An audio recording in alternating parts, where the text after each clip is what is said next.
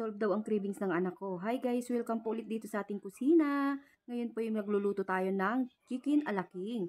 Please keep on watching.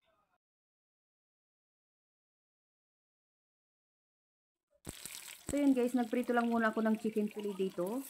Bali, tinimplang ko siya ng paminta, saka garlic powder. Ayan, konting asin, tas paprika. Tas kinoted ko na po siya sa breadcrumbs guys. Ayan, kinoted ko siya sa breadcrumbs. So, pagkatapos nating iprito, yun sa sim na kawali, naglagay tayo ng mushroom, tas yung butter, ayan. Gisa-gisayin lang natin ito. Tapos, naglagay ako ng gravy mix.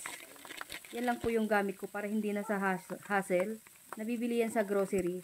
Mga 7 pesos, mahigit lang po yan guys. May masarap na gravy na kayo. Ayan, halu-haluin lang natin hanggang sa mawala-wala yung mga puti niya at matunaw yung ating nilagay na gravy mixture. Tapos, naglagay ako ng fresh milk. 1 cup na fresh milk. Yung cup na kapihan guys na malaki. Yun, sakto lang po yan. Tapos nag-add ako ng pamintang durog. Hinalo-halo ko lang. Tapos mag-add din ako ng toyo. And then oyster, yung liquid seasoning. Ayan, hinalo-halo ko lang para magkakulay. Yung liquid seasoning guys, para dagdag panlasa din. Ayan. Bali, tansya-tansya na lang po yung paglalagay natin. Naku, kung hindi mo pa natatry ito guys, subukan mo na at napakasarap nito. Talaga namang magugustuhan ng mga anak mo. Ayan, magpi-platings na tayo. So, ayan, nilagay ko na yung mga pinirito nating chicken. Tapos yung ating sauce. Ayan.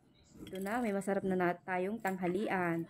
So, ayan po, maraming pong salamat sa inyong panonood. Hanggang sa muli, guys. Like and share.